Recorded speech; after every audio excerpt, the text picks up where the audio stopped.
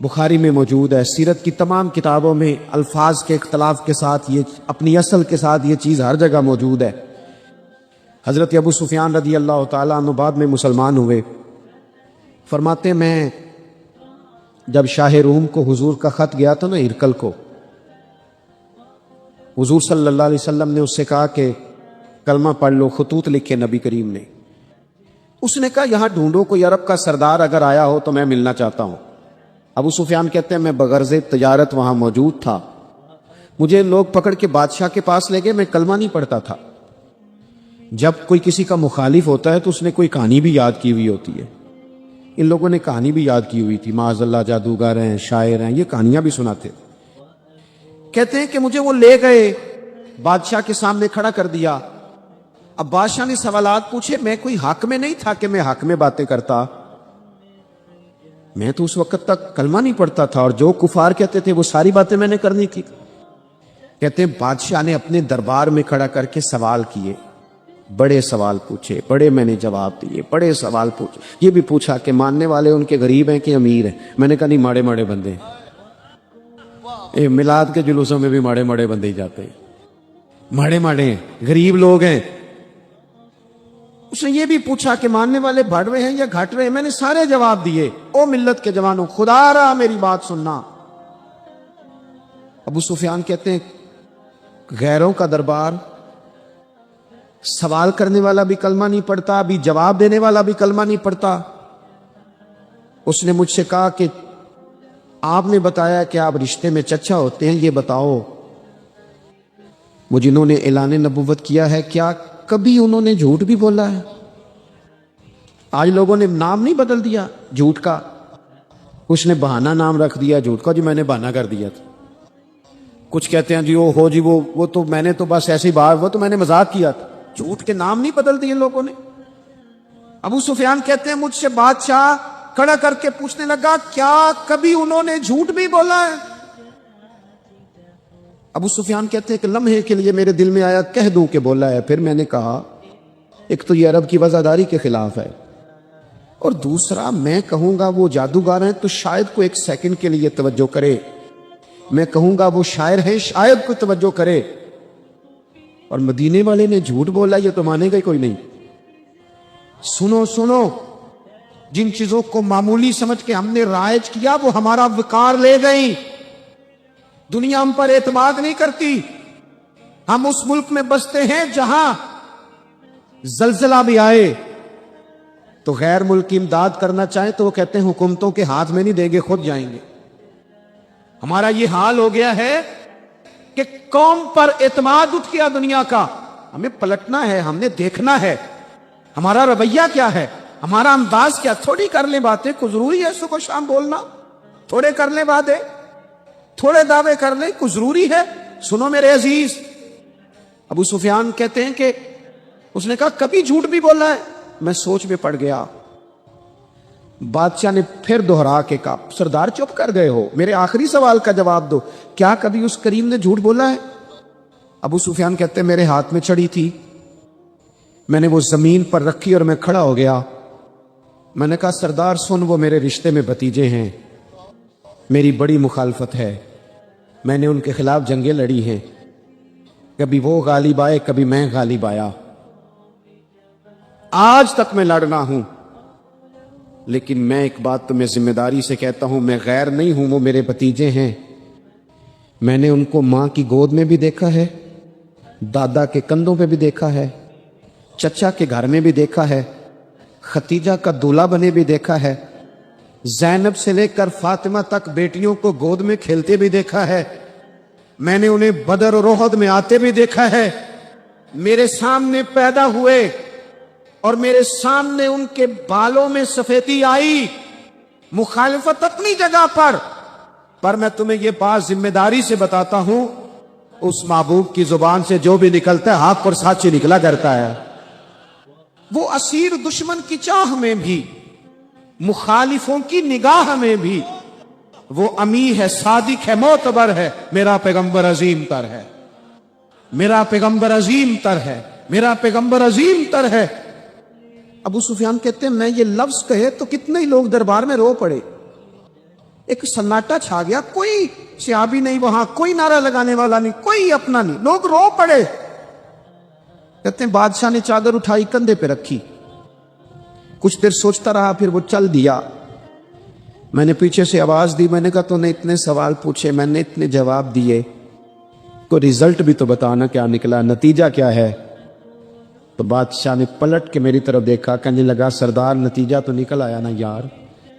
جس بندے نے کبھی بندوں سے جھوٹ نہیں بولا وہ یہ جھوٹ کیوں بولے گا کہ میں اللہ کا رسول بن کے آیا. اس نے او میرے بھائی اپنی زندگی میں سچ لاؤ. خدا را ہمارے گھروں سے لے کر حکومت کے ایوانوں تک ضرورت سچ کی ہے, ضرورت سچ کی ہے. دوسری بات, اپنی زندگی میں دیانتدار ہو جائیں. چھوڑ دے سامنے والا کیا کر رہا ہے, میں اپنے اس ممبر سے دیانتدار ہوں کہ نہیں, یہ میں نے اللہ کو جواب دینا ہے. میں نے اتنی عزت سمیٹی ہے, دین کے نام پہ سمیٹی ہے, میں نے اللہ کو جواب دینا ہے. ہم سارا دھیان دوسروں کا رکھنے لگ گئے. حضرت خواجہ نصیر الدین چراغ دہلوی رحمۃ اللہ علیہ سے بادشاہ نے آ کے وظیفہ پوچھا تھا, حضرت کو وظیفہ بتائے تو خواجہ صاحب فرمانے لگے اپنا کام دیانتداری سے کر, یہی سب سے بڑا وظیفہ ہے. اپنی زندگی میں دیانتداری, امانت داری, آپ اس طرح کے ہو جائیں کہ آپ جس طرح آپ سمجھے نا کہ یہ حرام جانور ہے تو میرے منہ میں جائے گا تو مجھے الٹی آئے گی. آپ کبھی دیکھیں نا کہ حرام گوشت کوئی آپ کو بتا دے, آپ 2 لقمے آپ نے کھا بھی لیے, لطف آیا, تو کسی نے کان میں کہا یہ تو ذبح ہی نہیں ہوا تھا, بیمار تھا, تو الٹی آ جاتی ہے کہ نہیں؟ بولو کیا آ جاتی ہے؟ انسان کا ذہن قبول کرتا ہے حرام کھانے کو. 2 کلو گوشت پہ الٹی آتی ہے تو 2 کروڑ روپے پہ کیوں نہیں آتی؟ ہمارے ایک دوست ہیں, یونیورسٹی کے لیکچرار ہیں, مجھے ایک دفعہ فرمانے لگے پیر صاحب عجیب بات ہے, ایک بندے کو نا کہیں جوتا پڑا مل گیا, بڑا قیمتی تھا پر ایک پیر تھا جوتے کا. ہماری دیانتداری کچھ اس طرح کی ہے, ایک پیر ملا, جوتا بڑا قیمتی تھا, مہنگا تھا, تو اس نے اس کا مالک ڈھونڈنا شروع, یہ کس کا ہے, یہ کس کا ہے, یہ کہ شور کر رہا ہے. لیکن تھوڑا سا آگے جا کے جوتے کا دوسرا پیر مل گیا, پر اس نے مالک ڈھونڈنا بند کر دیا. اس کو اب اس کا دوسرا پاؤں مل گیا, تو اب اس نے, یعنی کئی دیانتدار بڑے دیانتدار ہیں لیکن دوسروں کے معاملے میں, اپنے معاملے میں نہیں. اپنی زندگی میں انصاف کریں. میں مسجد میں جمعہ پڑھاتا ہوں. میں نے ایک دن اپنے ایک مدرسے کے طالب علم سے پوچھا, بیٹا جمعرات کو میں نے پوچھا, میں نے کہا صبح جمعے میں تقریر کیا کرنی ہے؟ کہتے میں جو فیصلہ نہیں کیتا. میں کہا تو بڑا مولوی ہے نا, میں چھوٹا, میں تو جمعہ پڑھا کے شام میں فیصلہ کر لینا بھی اگلے جمعے کی بیان کرنا ہے. کیوں؟ میں چاہتا ہوں میں ممبر سے دیانتدار رہوں, میں ایک ہفتہ تیاری کروں, میں نے قوم کو اللہ رسول کا دین بتانا ہے. میرا یہ مقصد تو نہیں ہے کہ 1 گھنٹہ مجھے ملے تو میں نے کسی طریقے سے اسے پار کرنا ہے. آپ اپنے کام کے ساتھ ہمیشہ دیانت کا مظاہرہ کریں. اگر آپ دیانتدار ہو جائیں, حضرت سعید بن عامر رضی اللہ تعالیٰ عنہ کو حضرت عمر نے کہا میں آپ کو ایک صوبے کا گورنر بنانا چاہتا ہوں, رو پڑے, فرمانے لگے اس قابل نہیں ہوں. آپ کہیں, مجھے بھی آپ کہہ دیں کہ فلانا عہدہ ملتا ہے تو تیار ہے ساری دنیا, کون انکاری ہے اس کام سے, سب تیار بیٹھے. لیکن روتے تھے لوگ, کا جناب میں کہاں کر سکتا ہوں. حضرت عمر نے لگا دیا حمص کا گورنر. کچھ مہینوں کے بعد حضرت عمر تشریف لے گئے, جا کے پوچھا کہ کیسا ہے, تو پہلے تو ایک لسٹ منگوائی حضرت عمر نے, کچھ مال آیا ہے تو مختلف صوبوں میں بانٹنا ہے, غریبوں کی لسٹ لاؤ. ان کے صوبے کی لسٹ آئی تو تیسرا نام گورنر صاحب کا تھا. وہ کہا تمہارا گورنر مسکینوں غریبوں میں؟ کہنے لگے حضرت صاحب, جو لسٹ بنانے والے تھے وہ کہنے لگے اب ان کے وجود پر جو کپڑے ہیں جگہ کوئی نہیں بچی, پیوند کہاں لگانے ہیں. دامان توکل کی یہ خوبی ہے کہ اس پر پیوند لگے ہوتے ہیں پر دھبے نہیں ہوتے, پیوند لگے ہوتے ہیں پر دھبے نہیں ہوتے. حضرت عمر نے معلومات کی ان کے صوبے میں جا کے, تمہارا گورنر کس طرح کا ہے؟ عرض کی حضور 4 شکایتیں. یہ جمہوریت ہے. آج تو ہر سیاسی جماعت میں ڈکٹیٹرشپ ہے, آج کہاں جمہوریت ہے. آج تو آپ جتنے شاہ کے وفادار ہو جائیں گے اتنا اچھا عہدہ لیں گے, کتنا مرضی قابل بندہ ہو جماعت کے اندر, لیکن اگر وہ پورا تابع دار نہیں تو نظام نہیں چلتا, جتنا مرضی قابل ہو. حضرت سعید بن عامر رضی اللہ تعالیٰ عنہ 4 شکایتیں, عام آدمی شکایتیں کر رہے ہیں. حضرت عمر نے کہا کون کون سی؟ انہوں نے کہا جی پہلی شکایت یہ ہے کہ ہمارے گورنر، توجہ ہے میرے بھائیوں کی، انہوں نے کہا جی پہلی شکایت یہ ہے کہ گورنر صاحب صرف دن کو ملتے ہیں، انہیں رات کو بھی لوگوں سے ملنا چاہیے۔ دوسری شکایت یہ ہے کہ جب شروع میں آئے تھے تو فجر کے بعد بیٹھ جاتے تھے، مسائل سنتے تھے، اب سورج نکلنے پر اشراق چاشت کے ٹائم 8 9 10 بجے آتے۔ تیسری شکایت یہ ہے کہ ہفتے میں ایک دن ملتے ہی نہیں۔ چوتھی شکایت یہ ہے کہ کبھی کبھی ایسے رونے لگتے، بیٹھے بیٹھے بے ہوش ہو جاتے، تو آپ نے دیوانہ آدمی ہمیں دے دیا ہے۔ حضرت عمر فاروق رضی اللہ تعالیٰ عنہ نے حضرت سعید بن عامر کو مجمع میں پوچھا، جناب آپ پبلک کے نمائندے ہیں، آپ کو سوالوں کے جواب دینے چاہیے، بتلائیے نا۔ اور یہ پبلک کے نمائندے صرف سیاستدان نہیں ہوتے، پیر صاحبان بھی ہوتے ہیں، مسجد کا خطیب بھی ہوتا ہے۔ اگر حضرت عمر سے پوچھا جا سکتا ہے کرتا کہاں سے آیا، تو پیر صاحب سے بھی تو پوچھا جا سکتا ہے، ان کو بھی جواب دینا چاہیے، ان کو بھی بتانا چاہیے، اس لیے کہ وہی تو دعویٰ کر رہے ہیں فقر بتانے کا۔ تو حضرت عمر نے چاروں سوال کہا، سعید آپ کے ذمے 4 سوالوں کے جواب ہیں۔ تو حضرت سعید بن عامر نے گردن جھکائی، کہنے لگے پہلے ہی کہا تھا میں گورنری کے قابل نہیں۔ فرمایا اب تو بن گئے ہونا، جواب تو دینا ہے، حضور بتلائیے۔ فرمایا پہلا سوال آپ سے یہ ہے، یار لوگ کہتے ہیں رات کو کام پڑ جاتا ہے اور آپ ملتے نہیں۔ تو حضرت سعید بن عامر نے اپنی داڑھی پکڑ لی، عرض کی حضور یہ ساری سفید ہو گئی ہے، بڑھاپا ہے، دن مخلوق کے لیے رکھا ہے، رات اپنے رب کے لیے رکھی ہوئی۔ حضور سے پیار ہوتا ہے نا تو بندہ نفرت کرنی ویسے ہی چھوڑ دیتا ہے، حضور سے پیار کرتا ہے، ہرس ہوس لالچ ویسے ہی نکل جاتا ہے۔ جب حضور سے محبت ہو جاتی ہے، نماز پڑھنا، درگزر کرنا، درود شریف پڑھنا، قرآن پاک پڑھنا، دین کی خدمت کرنا، حتیٰ کہ جان دینا بھی آسان ہو جاتا ہے۔ نبی پاک علیہ الصلوۃ والسلام کی محبت انسان کو کبھی بھی پریشان نہیں ہونے دیتی، الجھنے نہیں دیتی، تازہ دم رکھتا ہے حضور کا پیار۔ شرط یہ ہے کہ محبت صحیح ہو، اصلی ہو، باطن میں ہو۔ یہ آپ کو آپ کے ذہن کے اندر کبھی بھی کسی بدبو کو نہیں آنے دے گی، طبیعت کو تازہ دم رکھے گی، سکون میں رہیں گی۔ لیکن نبی پاک علیہ السلام کی محبت کے کچھ تقاضے ہیں، ان تقاضوں کو سمجھنا پڑے گا، بالخصوص امت اس وقت جس جگہ پہ کھڑی ہے۔ آپ دیکھیں کہ اتنی بربریت اور اس جیتے جاگتے دیکھتے ماحول میں کہ جس میں ہر چیز کیمرے کی آنکھ دیکھ رہی ہے، اس میں اس قدر زیادہ اسرائیل کی جارحیت، اس کے جواب میں 2-3 تازیانے ہیں وہ سمجھنے والے۔ ایک ہے کہ میں کوئی جذباتی بات کروں گا، آپ اس کی تائید کر دیں گے۔ ایک ہے کہ پہلوؤں پر غور کرنے کا وقت ہے کہ اتنے کٹھن ماحول میں بھی اگر مسلم امہ کے لیڈر بیدار نہیں ہو رہے تو آپ کو پس منظر سمجھنا پڑے گا کہ ہم نے نبی پاک کی محبت کے تقاضوں کو نہیں سمجھا۔ حضور سے محبت ہے نا تو پھر نبی پاک کو تو سادہ طرز زندگی پسند ہے، حضور کو تو پسند نہیں ہے۔ اللہ کے محبوب نے تو دعا مانگ کے فقیری لی اللہ تعالیٰ سے۔ آپ کو پتہ ہے جب بندہ بہت زیادہ آسانیوں میں چلا جاتا ہے، بہت زیادہ اس کے پاس سہولیات ہو جاتی ہیں، اس کا مرنے کو دل نہیں کرتا۔ خود نبی پاک علیہ السلام نے فرمایا قیامت کے قریب کافر تم پر جھپٹیں گے جس طرح بھوکے لوگ کھانے پر جھپٹتے ہیں۔ حضور کیوں، ہم تھوڑے ہوں گے؟ فرمایا نہیں، تمہیں دنیا سے محبت ہو جائے گی اور موت تمہیں بری لگے گی۔ اتنے بڑے بڑے بنگلے، عالی شان محلات، کس کا چھوڑ کے مرنے کو جی چاہتا ہے معاذ۔ نبی پاک کی محبت کا تقاضا سمجھو، ایسا نہیں کہ وہاں دولت آئی نہیں۔ حضور تو فرماتے ہیں کہ اللہ نے خزانوں کی کنجیاں میرے ہاتھ میں رکھ دی ہیں، لیکن میں نے عرض کیا مالک ایک وقت روٹی دینا اور ایک وقت کا فاقہ دینا۔ کنجیاں خزانوں کی اللہ نے دی۔ جب تک آپ اپنا طرز زندگی، یہ جو بہت دنیا کا پیار ہے نا،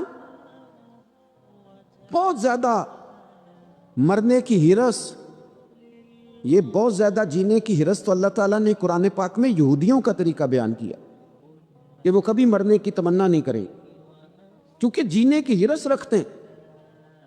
نبی پاک علیہ السلام کے غلاموں، طرز زندگی جب تک سادہ نہیں ہوتا، اور جب تک یہ دنیا کے جھمیلوں سے کسی کو دولت دے کر پیچھے کر دیا جاتا ہے، کسی کو عہدہ دے کر چپ کرا دیا جاتا ہے، کسی کو اقتدار دے کر چپ کرا دیا جاتا ہے، رسول اللہ صلی اللہ علیہ وسلم کے سچے غلام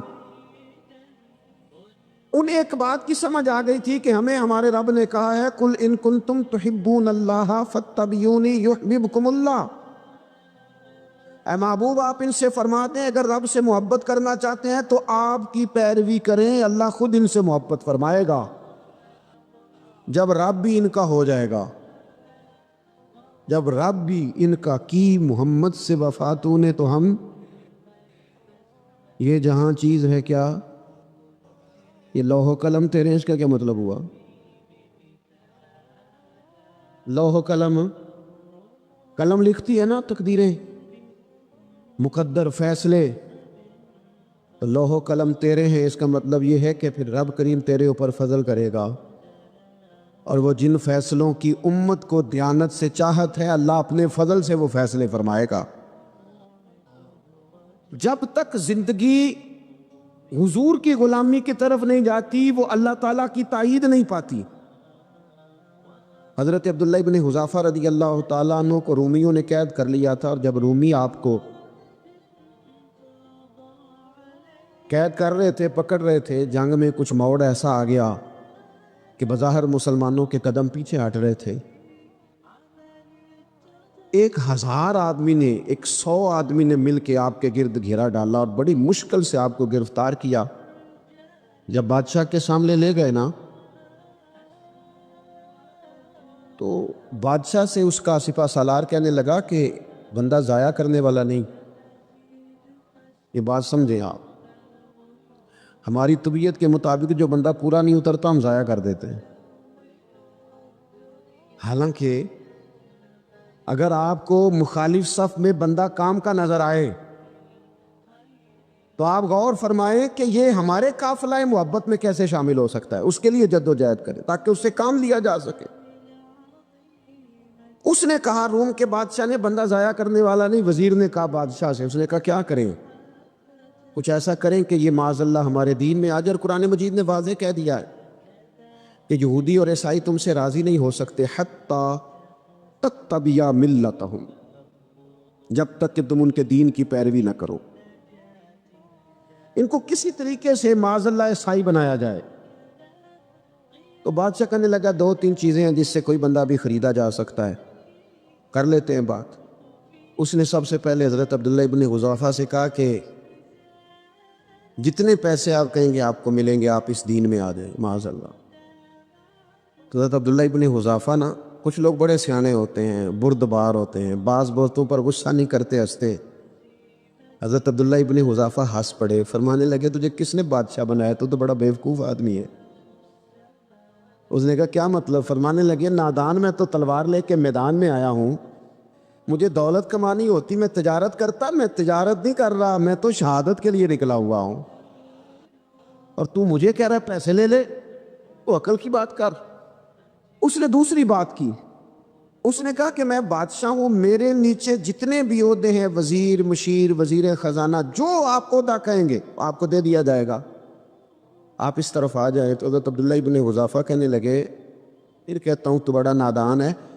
فرمانے لگے میں حضور کا صحابی ہوں، اور صحابی ہونے سے بڑا عہدہ دنیا میں ہے ہی کوئی نہیں۔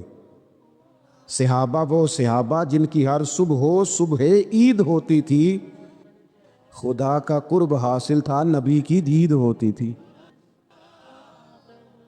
کہا تو مجھے لالچ دے رہا ہے۔ اب انہوں نے ایک نئی چال چلی، وزیر کہنے لگا کہ میں ایک اور طرح سے معاذ اللہ کوشش کرتا ہوں پگھلا دینے کی۔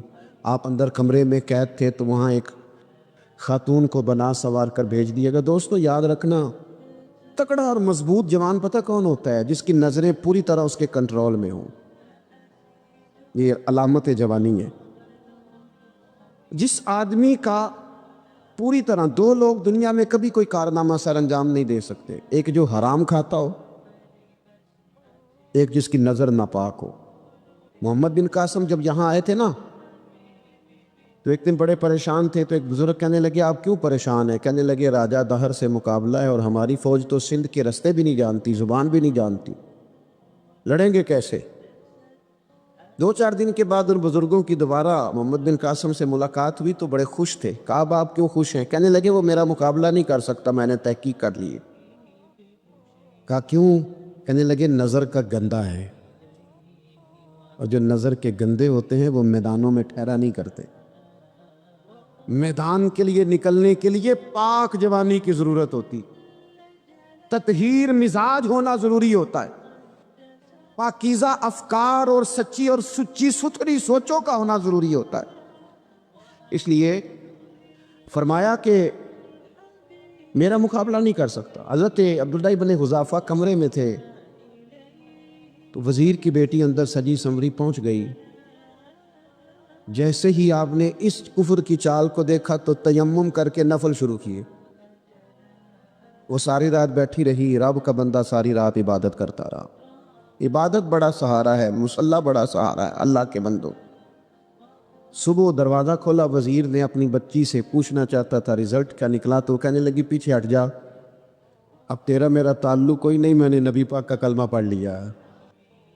اس نے کہا میں نے بھی زمانہ دیکھا ہے، پر یہ کیا لوگ ہیں، کستوری کے بنے ہوئے،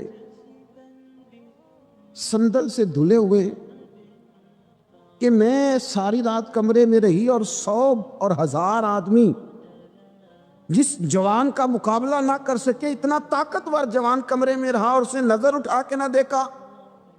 او کچا لانگے للاری والا جڑا چڑھدا تے لیندا رہندا ہے، اے عشق تیرے دا رنگ محمد چڑھیا پھر نہیں لیندا۔ سبحان میں کہا ایک دفعہ نظر اٹھا کے نہیں دیکھا، کمال ہو گئی۔ اتنے بڑے لوگ، اتنی بڑی سعادت مندی، فیروز بختی، معاملہ فہمی ہاتھ ہو گئی۔ اللہ اکبر۔ دوستو، بادشاہ جب پوری طرح ہار گیا نا، اس نے کہا مار دو۔ تیل گرم کیا ایک کڑاہی میں، اور جب آپ کو اس میں ڈالنے لگے تو آپ کی آنکھوں میں آنسو آ گئے۔ بادشاہ کا خیال ہوا شاید نرم ہو گئے ہیں، کہنے لگا روئے کیوں؟ فرمانے لگے سوچتا ہوں جان ہی ایک ہے، کتنا مزہ ہے اس کی راہ میں جان دینے کا، کتنی لذت ہے اس کے نام پر مرنے میں، کتنا لطف ہے۔ جے تو چڑھیا اتے دار بھی نہیں، تے جے تو وکیا عشق بازار بھی نہیں، تے ایڈا سستا سودا پیار بھی نہیں، تے ایڈا سستا لبدا یار بھی نہیں۔ کئی جنگل گانے پیندے نی، کئی دوزخ لنگنے پیندے نی، جے وہ اس ملوں بھی مل جاوے، ایدوں سستا ہور بپار بھی نہیں۔ تے کچھ سمجھ نہ آوے لوکاں نوں وہ کادے نال شہید کرے، ڈٹھی یار دے ہتھ تلوار بھی نہیں، پر او دا خالی جاندا وار بھی نہیں۔ کہنے لگے ایک جان ہے نا، تو دل کرتا ہے ہزاروں ہوتی تو ایک ایک کر کے محبوب کے نام پہ قربان کرتا، جب میرے پاس ہے ہی ایک، کروں کیا؟ حضرت عبداللہ ابن حذافہ رضی اللہ تعالیٰ عنہ جب روئے اور بادشاہ نے یہ بات سنی تو بادشاہ اٹھ کے کھڑا ہو گیا، سارے وزیروں مشیروں کو کہنے لگا تم نے کہا تھا نا بندہ ضائع کرنے والا نہیں، یہ بھی ضائع کرنے والا نہیں۔ کہنے لگا میرا ماتھا چومو، تم جیسے لوگوں کو قتل نہیں کرنا چاہیے، آزاد کرنا چاہیے۔ عزیز، اپنی زندگی سے نا یہ بہت زیادہ ہرس، ہوس، طمع، اور یہ کسی بات کی بھی ہو، ہرس صرف پیسوں کی نہیں ہوتی، شہرت کی بھی ہوتی ہے، یہ بیماری انسان کو اقتدار کی بھی ہوتی ہے، تعریف کی بھی بیماری ہوتی ہے، یہ سارے نقص ہوتے ہیں لوگوں، اور معاذ اللہ بعض جبوں کبوں کے اندر بھی ہوتے ہیں، وہاں بھی پنپتے۔ اپنی زندگی جب تک اس سادگی میں نہیں لاؤ گے جو رسول پاک نے عطا فرمائی ہے، جب لوگ آسانیوں میں پوری طرح الجھ گئے تو پھر وہ دور ہوئے اور کفر چڑھ گیا۔ دوسری بات، اللہ کے محبوب صلی اللہ تعالی علیہ وسلم کی محبت ہم سے تقاضا کرتی ہے کہ ہم اس مشن کے لیے کام کریں جس مشن کے لیے رسول پاک نے کام فرمایا ہے۔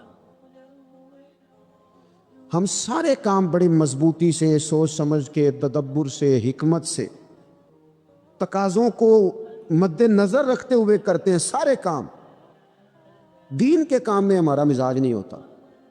او ہو جائے گا جی، آپ بسم اللہ پڑھیں جی، شروع کریں جی. آپ تقاضوں کو سمجھیں، چیزوں کو دبائیں نہیں، چیزوں پر غور کریں. کسی کے ذہن کی سطح پر سوال ابھرتا ہے، اس کا تسلی بخش جواب دیں. اپنی زندگی میں دین کے کام کے لیے اپنے آپ کو وقف کریں. اور دین کے کام کے بہت سارے پہلو ہیں. ہزاروں لوگوں کو قرآن پاک ٹھیک پڑھنا نہیں آتا. ہزارہا لوگ ہیں جو قرآن مجید کے مطالب سے آگاہ نہیں ہے. دین کی بنیادی ضروریات سے لوگ نابلد ہیں. میں آپ کو کس طرح یہ بات سمجھاؤں کہ ہزاروں کی تعداد میں طلاقیں اس لیے ہوتی ہیں کہ مردوں کو طلاق کے مسئلے نہیں آتے. انہیں پتہ نہیں ہے کہ مجھے حقوق زوجین کے معاملے میں کیسے چلنا. پھر سارے گھروں میں تباہی اس لیے ہے کہ تربیت اولاد کا دینی منہج ہمیں نہیں پتا. اپنا حصہ ملائیں دین کے کام میں. ایک آدمی کو اگر تو نمازی کرنے میں کامیاب ہو گیا، تیری زندگی بدل گئی. وہ دین بیزار لوگ جو ہمارے بیچ بیٹھ کے ہماری نوجوان نسل کو پگڑی اور داڑھی کا نام لے کے بنیادی طور پر دین سے دور کرتے، ایسے نوجوانوں کو دین کا پیغام محبت دے کر دین کے قریب کرنا ہماری ڈیوٹیوں کا حصہ ہے. ہمیں ذمہ داری کا احساس کرنا پڑے گا. ہمیں یہ خاص قدم اٹھانا پڑے گا، توجہ دینی پڑے گی. مساجد، مدارس، میں آپ سے عرض کروں، اتنی ڈٹ کے مخالفت ہوتی ہے نا مدرسوں کی، اتنی ڈٹ کے.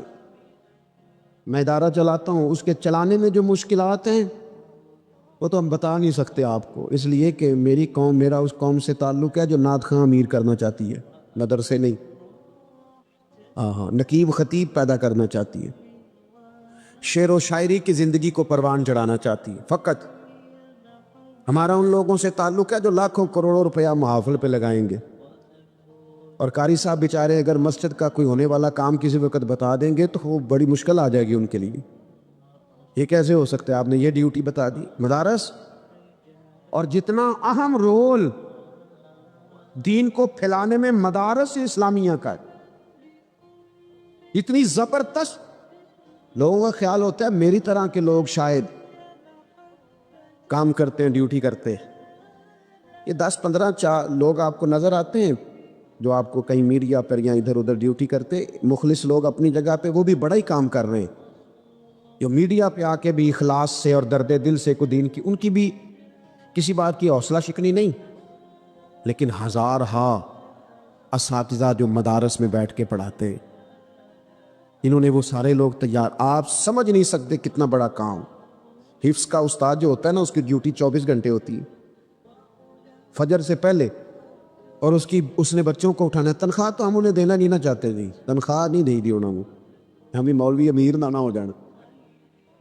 مولوی نو تے سوٹ بھی 27ویں والی رات دے ہے تاکہ کدھر سوان کے عید والے دن پا نہ لوے، کیونکہ 27ویں تو بعد تے درزی پڑتا ہی کوئی نہیں.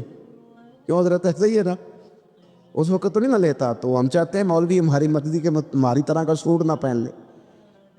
مدارس کی مضبوطی آپ یہ دیکھ لیں، یہ صلاح الدین ایوبی کا تعلق بلا کس چیز سے تھا؟ غوث اعظم کے مدرسے سے.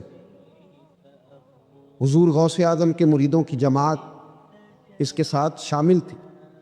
کون لوگ تھے جنہوں نے مدارس سے فیض پایا؟ رازی اور غزالی، حضور غوث اعظم، خواجہ اجمیر، یہ سب لوگ مدارس کے لوگ ہیں. کمزوریاں ہیں، غلطیاں ہیں، بہت ساری چیزوں کی اصلاح کی ضرورت ہے، لیکن یہ دین کا بہت بڑا قلعہ ہوتا ہے مدرسہ. لیکن اس کی مخالفت کی جاتی ہے. مجھے بتائیے، اگر مدرسوں میں کمزوریاں ہیں تو کالجوں یونیورسٹیوں میں نہیں ہیں؟ ہم نے کبھی مخالفت کیا بند کر دو سارے؟ لیکن لوگوں کا جب خیال آتا ہے، جب ہمارے ایک سابقہ وزیر صاحب تھے سر راہ، کسی دعوت میں میری ان سے ملاقات ہو گئی تو انہوں نے کہا مدرسوں کا کردار کیا ہے آج کے ماحول میں. میں نے انہیں کہا کہ مختلف کورسز آپ کراتے ہیں نا، تو اس کے لیے پھر مختلف ویکینسیز ہوتی ہیں. جہاں بچوں کو مدرسے کا کورس کرایا جاتا ہے تو استاد بننا ہوتا ہے، اس نے خطیب بننا ہوتا ہے، مسجد کی ڈیوٹی کرنی ہوتی ہے. میں نے کہا بالکل کوئی حکومت سرپرستی نہیں کرتی، لیکن اللہ کا فضل ہے. کبھی آپ نے حکومت سے سنی ہے جس میں جمعے والے دن مولوی نہ ملا ہو؟ جمعہ پڑھانے کے لیے۔ کبھی آپ کو رمضان میں ایسی مسجد ملی ہے جس میں قرآن مجید سنانے کے لیے حافظ نہ ملا ہو؟ یہ ہو سکتا ہے کسی حافظ کو مسجد نہ ملے۔ تو مدارس کے ذمے جو کام تھا مدارس نے جم کے کیا ہے اور ڈٹ کے کیا اللہ کے فضل سے۔ اور مدارس کے لوگوں کو بھی کمزور نہیں پڑنا چاہیے، کبھی کسی وزیر مشیر مالدار کے روب میں نہیں آنا چاہیے، قطعاً نہیں۔ کیوں؟ کہ یہ وہ عظیم لوگ ہیں رسول اللہ صلی اللہ علیہ وسلم کے دین کے غلام، کہ ابھی ایک لفظ نہیں پڑا ہوتا الف با تا سا، پہلے دن گھر سے نکلتے ہیں تو حضور فرماتے ہیں اللہ کے فرشتے ان کے پیروں کے نیچے پر بچھا بھی دیتے ہیں، پہلے دن اتنا بڑا اعزاز ملتا ہے۔ تو حضور کی محبت کا تقاضا ہے، دین کا کوئی کام کیا جائے۔ ایک خاتون مسجد نبوی شریف میں جھاڑو دیتی تھی، پر کوئی کام تو کرتی تھی نا۔ اور کس مسجد میں؟ جہاں 70,000 فرشتے صبح آتے ہیں 70 شام آتے ہیں، اس مسجد میں وہ خاتون جھاڑو دیتی تھی۔ بخاری ہے، جب ان کا انتقال ہو گیا صحابہ نے سوچا کہ حضور کو تکلیف ہوگی، بغیر بتائے جنازہ پڑھ دیا۔ حضور صبح تشریف لائے، تازی قبر دیکھی، اور محبوب وہ ہیں جو فرش پہ کھڑے ہو کے عرش کی خبریں دیتے ہیں۔ نبی پاک علیہ الصلوۃ والسلام نے فرمایا کہ مجھے اطلاع کیوں نہیں دی اس کے انتقال کی؟ یہ کرم دیکھو، کوئی ڈیوٹی تو کرتی تھی نا یار، پر خلوص سے، پر پیار سے، پر اللہ کو راضی کر دے گا، پر درد دل سے۔ اور دین کی ڈیوٹیاں کرنے والے دوستو سنو، حضور صبح آئے، قبر کو دیکھ کر فرمایا مجھے کیوں نہیں بتایا؟ یا رسول اللہ آپ کو تکلیف دینا مناسب نہ جانا؟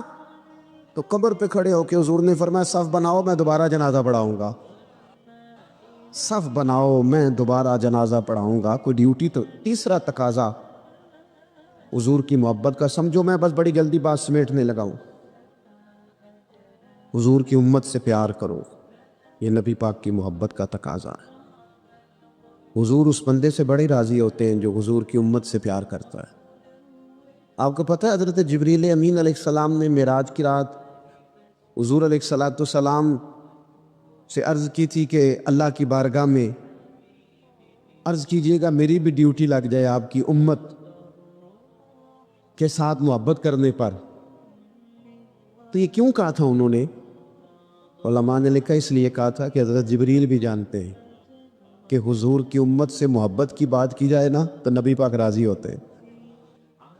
امت سے پیار کرو گے نا، امت سے، ایک صرف بات کا خیال رکھنا، عقیدہ برا ہو تو بات دوسری ہے، ورنہ میرے محبوب کی امت کا ایک ایک شخص جو مدینے والے کا کلمہ پڑھتا ہے، جو حضور کا غلام ہے، اس کے بارے میں اپنے دل میں گنجائش رکھنا، پیار رکھنا، وارفتگی رکھنا۔ او دوستو یہاں لوگ کس طرح گروہوں کو، جماعتوں کو سپورٹ کرتے ہیں۔ نبی پاک نے اس امت کی کثرت پر فخر بیان کیا، اور حضور فرمانے لگے 120 صفیں جنتیوں کی ہوں گی، قیامت میں 80 صفیں صرف میری امت کی ہوں گی، میں کثرت امت پر فخر کروں گا۔ ان لوگوں سے پیار کرنا ہے، ان کے دکھ درد کو سمجھنا ہے۔ پتہ ہے آج کیا ہوتا ہے؟ آج ہمیں نا مختلف چھوٹے چھوٹے ملکوں میں بانٹ دیا گیا، تو ہم کسی دوسرے مسلمان بھائی کا درد نہیں محسوس کرتے، ہم گھروں میں نہیں محسوس کرتے۔ پڑوسی پر ظلم ہو رہا ہو تو ہم کہنے پتر ساڈا نہیں مسئلہ، یہودا مسئلہ ہے، تینوں کی لگے؟ حالانکہ پڑوسی کی آگ اس لیے بھی کسی وقت بجھا دینی چاہیے کہ پڑوسی کی نہ بجھائی جائے تو اپنا گھر بھی زد میں آ جاتا۔ آج امت مسلمہ سے ہمیں بس لگا دیا گیا اپنے حصے کی روٹی کماؤ، اپنے حصے کی کوٹھی بناؤ، اپنے حصے کی گاڑی خریدو، اپنے حصے کا کام کرو۔ امت کا درد، امت کی بات، وحدت امت کا تصور، امت کا دوبارہ سے وہ شان، ارسل رسولہ بالہدی ودین الحق لیظہرہ علی الدین کلہ، وہ تصور کب ہوگا؟ اس وقت ہوگا جب ہم بات امت کی کریں گے۔ نبی پاک علیہ السلام نے فرمایا مسلمان کی مثال ایک جسم کی طرح ہے، جسم کے ایک حصے کو تکلیف ہو تو سارا آزمائش میں آ جاتا ہے۔ مجھے بتاؤ یہ انگلی درد کرتی ہو، یہ انگلی جسم کا حصہ ہے نا، تو میرا خیال ہے دماغ یہ کہہ دے گا کہ انگلی کی درد ہے نا، مینوں کی لگے، दिल कह देगा कोई नहीं टेंशन लेनी, उंगली का मसला है ना। ऐसा नहीं होता, बल्कि जब उंगली में दर्द होती है तो दिमाग मनसूबा बंदी करता है कि इसका इलाज कैसे हो सकता है। दिल परेशान होता है, पैर चल के जाते, हाथ वो दवाई वसूल करते, दांत उसे चबाकर, हलक उसे निगल कर, मैदा उसे जखीरा करके जिस्म में फैलाता है, फिर जाके उंगली शिफा पजीर होती है। एक हिस्से को दर्द हो तो सारा हिस्सा काम पे लग जाता है।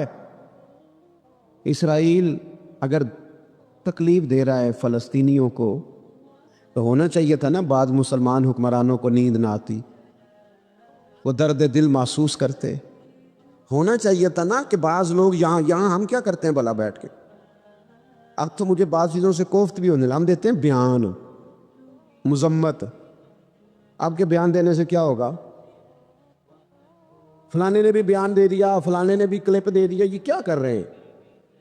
ये तो आप जिंदा रहना चाहते हैं। वो जिस तरह आजकल हमारे यहाँ बहुत सारी जो कि जमातें हैं, तो कश्मीर डे आता है ना, तो मिल के रैली नहीं निकाली जा सकती, सवाल नहीं पैदा होता, क्योंकि हमें जमातों को जिंदा रखना है।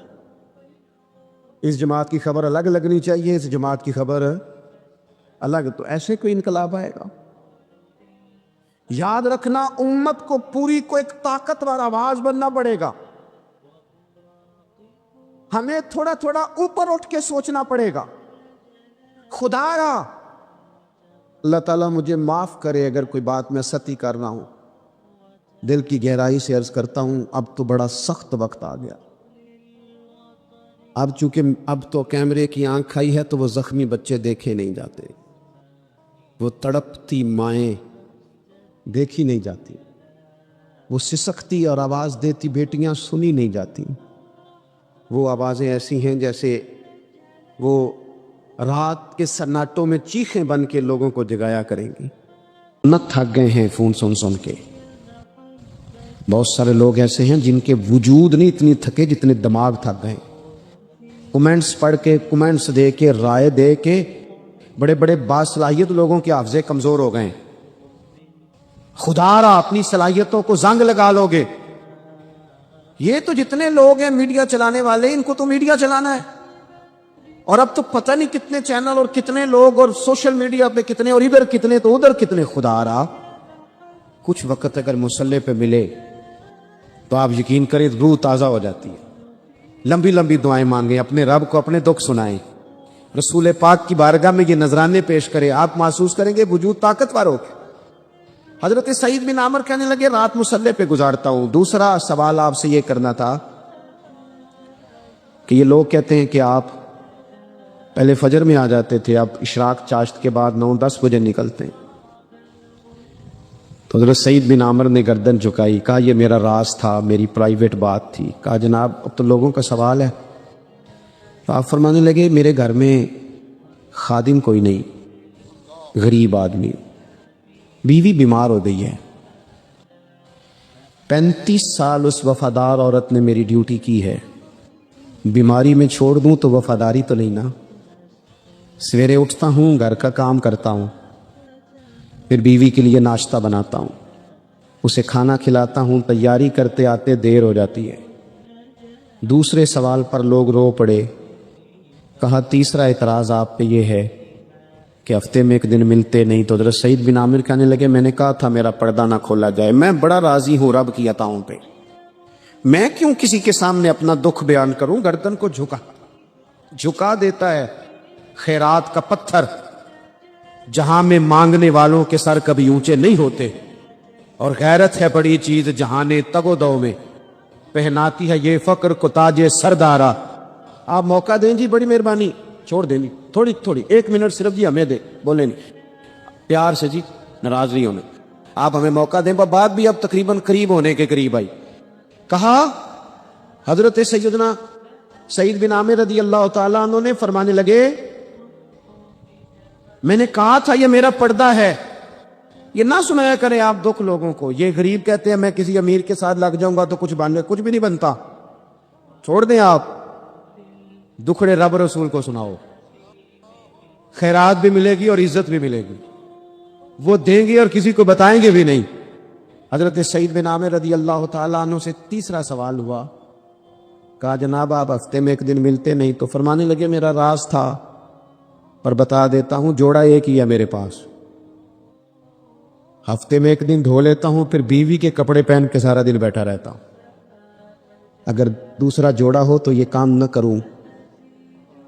حضرت عمر رو پڑے، کہا جلدی سے چوتھے سوال کا جواب بھی دے، کبھی کبھی روتے ہو تو بے ہوش ہو جاتے ہو۔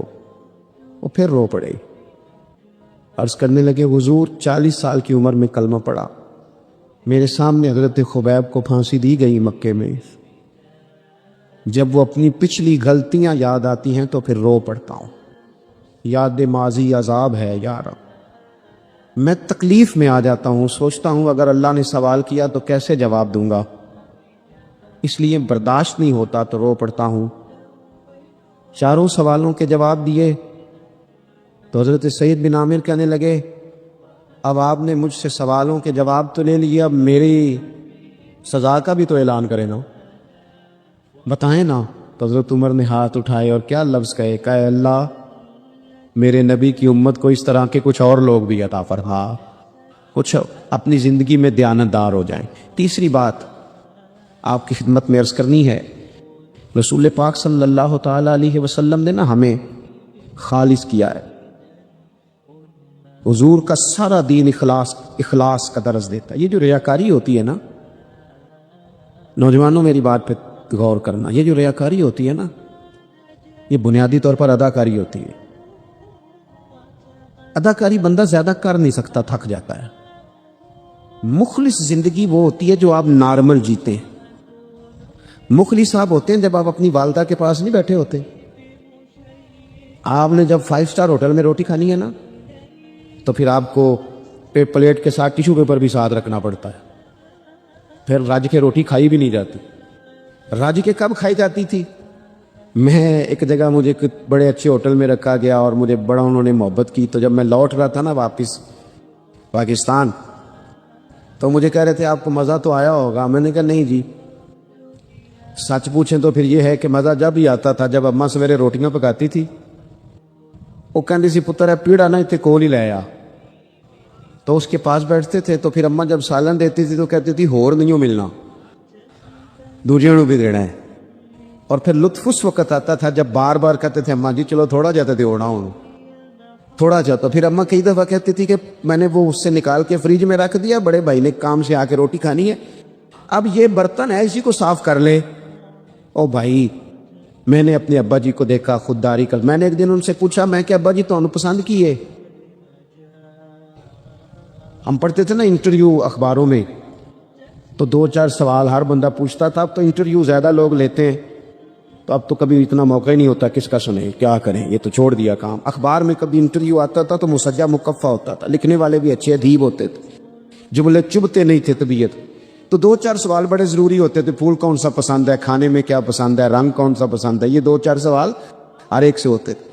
میں نے اپنے والد صاحب سے ایک دن پوچھا میں کہ ابا جی تو پسند کیے، تو فرمان لگے پتر جے تے لگی ہوئے بھوک تے پھر ہر شے تے جے نہ لگی ہوئے تو پھر نخرے ہی نخرے نے، تو اس لیے بھوک لگی ہو، وہ ہمیں پتہ کیا بتاتے تھے، میں آج بھی نا بہت ساری چیزیں گاڑی میں رکھ لیتا ہوں، آج بھی جو کھانا اپنی مرضی سے کھاتا ہوں وہ پیٹ بھر کے کھایا جاتا ہے، جو تصویروں کی شدت سے باہر ہوتا ہے وہ کھایا جاتا ہے، اس کو آپ قبول کر لیتا آپ کا وجود۔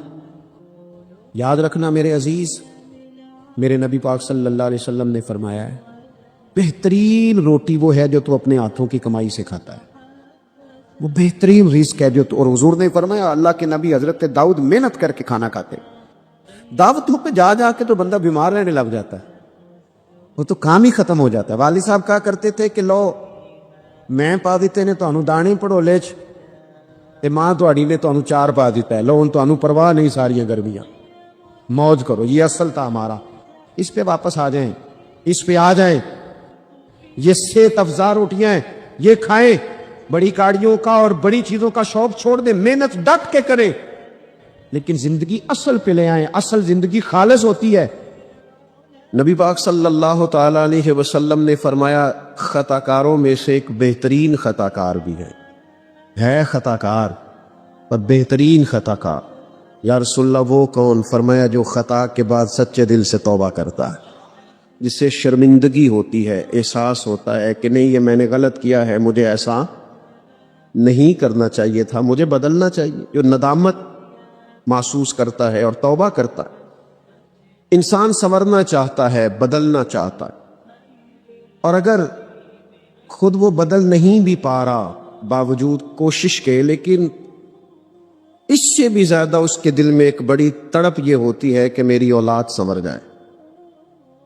بہت جھوٹا آدمی بھی کبھی نہیں چاہتا کہ اس کا بچہ جھوٹ بولے، اس میں یہ غلطی پائی جاتی ہے، اس سے یہ خطا ہو رہی ہے، اسے پتہ ہے کہ میں بعض اوقات غلط بیانی کرتا ہوں، لیکن وہ یہ پسند نہیں کرتا کہ میرا بیٹا غلط بیانی کرے۔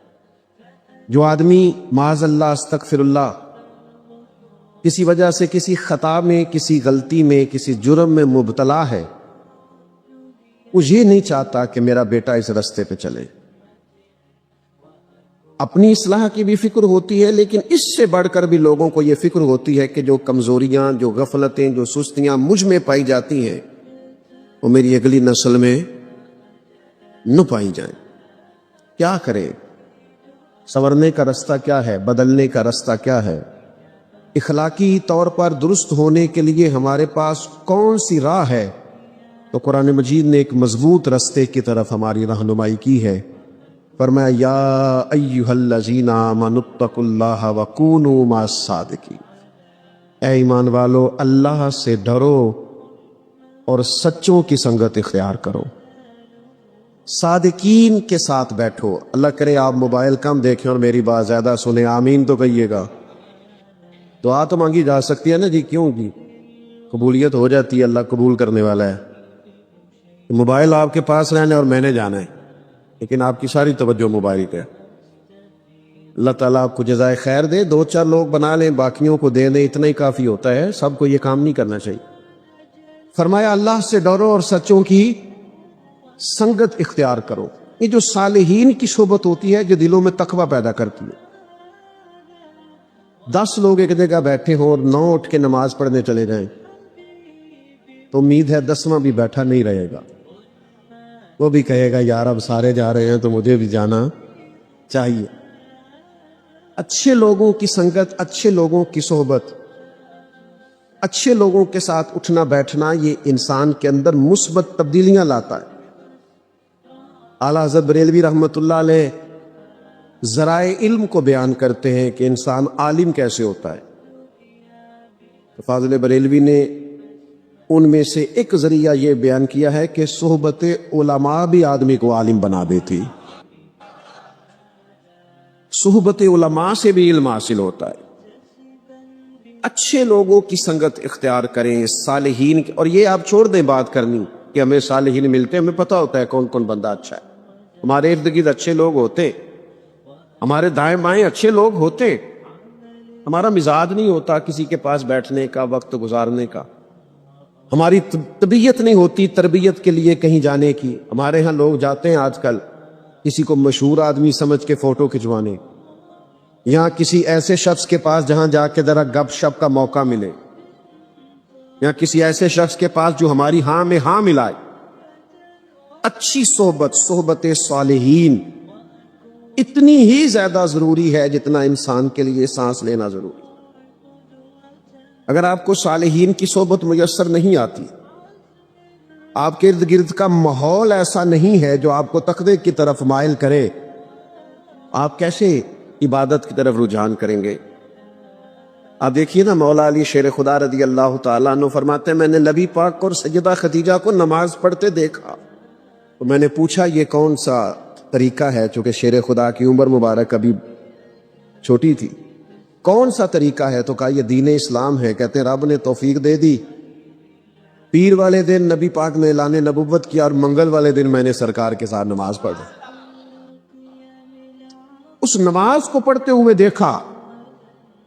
صحبت صالحین، کبھی ایسا ہوتا ہے کہ آپ گھر کے اندر مصلی بچھا لیں، نماز کا ارادہ کریں تو آپ کا بچہ جو 2-2.5 سال کا ہے، جسے پتہ بھی نہیں نماز کیا ہے، وہ بھی آ کے مصلی پہ لیٹ جاتا ہے، سجدے کرنے شروع کر دیتا ہے۔ کیوں؟ کہ جو آپ کریں گے بچے بھی وہی کریں گے. آپ کے بچے آپ کو گھر میں قرآن مجید پڑھتا ہوا دیکھیں گے تو ان کا خیال آئے گا کہ یہ کام کرنا چاہیے. اچھی صحبتیں، نیک لوگوں کی خدمت میں حاضر ہونا، ان کے پاس جانا. امام غزالی رحمۃ اللہ علیہ جس درویش کے پاس جایا کرتے تھے، بظاہر انہوں نے کوئی کتاب نہیں لکھی، اتنا بڑا ان کا علمی نام اس لحاظ سے نہیں پکارا جاتا تھا، اگرچہ بہت بڑے عالم تھے لیکن شہرت اس عنوان سے نہیں تھی. لیکن اپنی تربیت کے لیے، اپنے آپ کو بدلنے کے لیے ایک اچھی صحبت کی ضرورت ہوتی. اگر دوست اور ارد گرد کا ماحول نہ بدلے، ماں باپ کے لیے جہاں یہ ضروری ہے نا کہ وہ اپنی اولاد کے لیے رزق حلال کا بندوبست کرے، ضروریات کو جمع کرے، وہاں ان کے لیے یہ بھی ضروری ہے کہ گھر کے ماحول کو صالح بنائیں، گھر کے ماحول کو نیک بنائیں. اگر ماں باپ کوئی بات کرتے ہوئے ایسا لفظ بولتے ہیں جو اخلاقی طور پر درست نہیں ہے تو وہ بھی بچوں کو بدخلق کرتا ہے. اپنے ماحول میں خوبصورتی لانے کے لیے اچھی صحبتیں، نیک لوگوں کے پاس آنا جانا. نبی پاک صلی اللہ علیہ وسلم نے فرمایا انسان اپنے دوستوں سے پہچانا جاتا ہے، انسان کا تعارف بن جاتے ہیں اس کے دوست. لہذا کریم فرماتے ہیں دوستیاں دیکھ کے لگایا کرو. تم دیکھو تمہارا دوست کون ہے، کس کے پاس آتے جاتے ہو. یہاں ہم سیاسی بیس پہ دوستیاں لگا لیتے ہیں، کوئی دنیاوی کام پڑ گیا تو کام نکل آئے گا، کوئی مشکل حل ہو گئی تو. اور بعض ایسی جگہوں پہ بھی دوستیاں لگا لیتے ہیں جو بہرحال درست نہیں ہے. اچھی صحبت. داتا صاحب رحمۃ اللہ علیہ فرماتے ہیں، داتا صاحب فرماتے ایک شخص حج کرنے گیا تو بیت اللہ کا طواف کرتا تھا، یا مینا میں جاتا تھا، یا مزدلفہ میں جاتا تھا، یا عرفات میں بیٹھا تھا، تو ہر جگہ ایک ہی دعا مانگتا تھا، یا اللہ میرے دوستوں کو نیک کر دے، یا اللہ میرے دوستوں کو نیک کر دے، یا اللہ میرے دوستوں کو صالح بنا دے. تو جو لوگ اس کے زیادہ ساتھ تھے، جنہوں نے کئی دفعہ اسے یہ بات دہراتے اور یہ عمل دہراتے دیکھا تھا، وہ کہنے لگے میاں دوستوں کو نیک کر دے، کچھ اپنے لیے بھی مانگ. کہنے لگا اپنے لیے ہی مانگ رہا ہوں، یہ اپنے لیے ہی مانگ رہا ہوں. تو کیا مطلب ہے؟ کہنے لگا اگر میرے سارے دوست ٹھیک ہو گئے، نیک ہو گئے، تو میں خود بخود ہو جاؤں گا، کیونکہ وہی میرے دائیں بائیں رہتے ہیں، وہی میرے آگے پیچھے رہتے ہیں، انہی سے میرا اٹھنا بیٹھنا ہے، وہی میرے سفروں میں ساتھ ہو. صالحین کے پاس بیٹھیں، نیک لوگوں کی سنگت اختیار کریں. اور اسی سے ملتی جلتی یہ بات عرض کروں گا، گفتگو بھی اس شخص کی سنیں اس کی گفتگو ہمارے عقیدے کی مضبوطی کا باعث بنے، ہمارے صالح اعمال کی طرف رغبت کا باعث بنے. ہم ایسے لوگوں کی باتیں سنتے ہیں جو ہمیں بے باک کر دیتے ہیں. مجھ سے کوئی ناراض نہ ہو جائیں تو بعض ایسی جگہوں پہ بھی گفتگو ہوتی ہے جس سے ایسے محسوس ہوتا ہے کہ جیسے بے عملی کی طرف رغبت دی جا رہی ہے. یعنی تقریر کرنے والا اگر کہے کہ تو اپنی نمازاں سام کے رکھ سڑکوں تے عشق ہے، تو اسے پوچھا جائے گا کہ نماز عشق رسول نہیں؟ نبی پاک علیہ السلام نے یہ نہیں فرمایا کہ نماز میری آنکھوں کی ٹھنڈک ہے؟ تو عشق رسول میں صرف محفل ہی کرائی جاتی ہے، عشق رسول میں لنگر ہی کھایا جاتے ہیں، نماز بھی عشق رسول میں پڑھی جاتی ہے.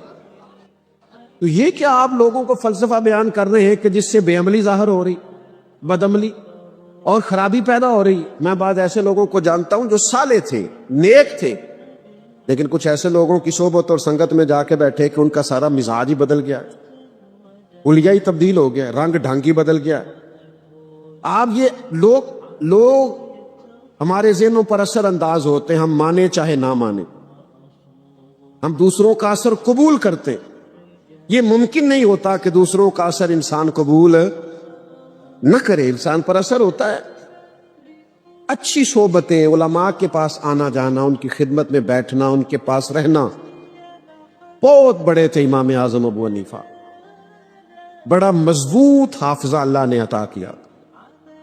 جن لوگوں کو لاکھوں حدیثیں یاد ہیں وہ بھی امام اعظم کے مقلد ہونے پر فخر کرتے.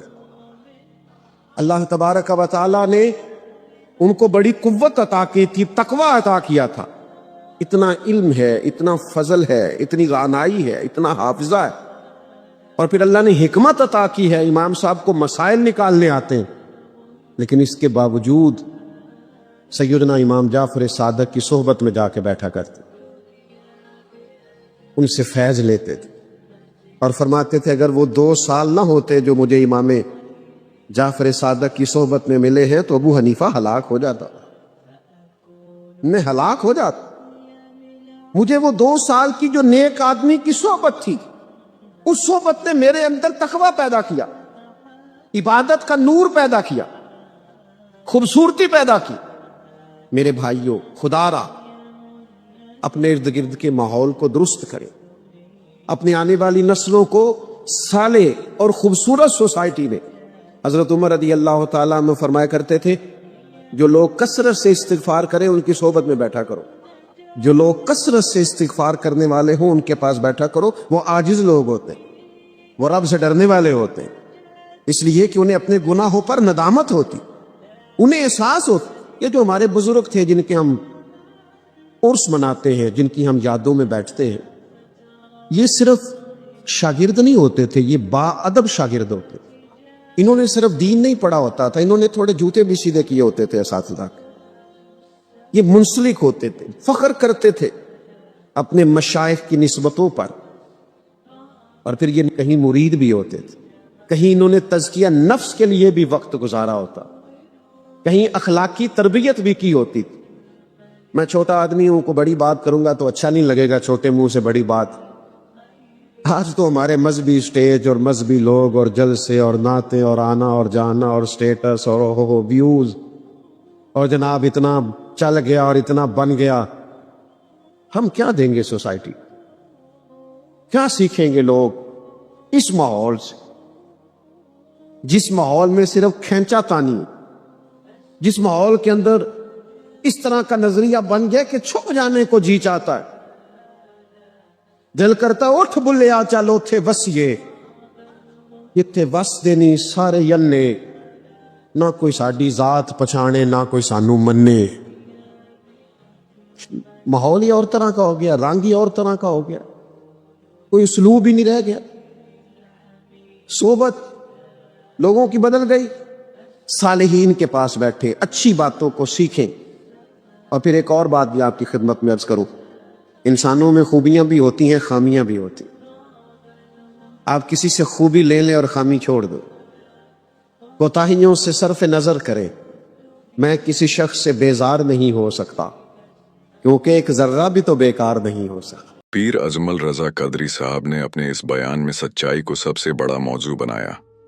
انہوں نے فرمایا کہ آج ہمارے سماج کی سب سے بڑی بیماری جھوٹ اور بے اعتمادی، اوشواس ہے۔ لوگ ایک دوسرے پر بھروسہ نہیں کرتے، رشتوں میں جھوٹ بھر گیا ہے، کاروبار میں دھوکہ ہے، اور سیاست، راجنیتی میں وعدہ خلافی عام ہو گئی ہے۔ انہوں نے بتایا کہ ہمارے نبی حضرت محمد کی پہلی پہچان ہی صادق، سچا اور امین، امانت دار تھی۔ نبوت ملنے سے پہلے بھی پورا مکہ آپ کو انہی 2 ناموں سے جانتا تھا۔ یہی اسلام کی بنیاد ہے۔ پیر صاحب نے بڑے جوش کے ساتھ کہا، اگر کوئی کہتا ہے کہ میں مومن ہوں لیکن وہ جھوٹ بولتا ہے تو یہ بات آپس میں میل نہیں کھاتی۔ پیر اجمل رضا قادری صاحب نے ایک ایتہاسک واقعہ بیان کیا۔ جب قیصر روم ہرقل نے ابو سفیان سے، جو اس وقت تک اسلام قبول نہیں کیے تھے، نبی کے بارے میں سوال پوچھے تو ابو سفیان نے بے اختیار سچ بولا۔ انہوں نے مانا کہ نبی نے کبھی جھوٹ نہیں بولا، کبھی وعدہ نہیں توڑا اور ان کے ساتھ ہی بے حد وفادار ہیں۔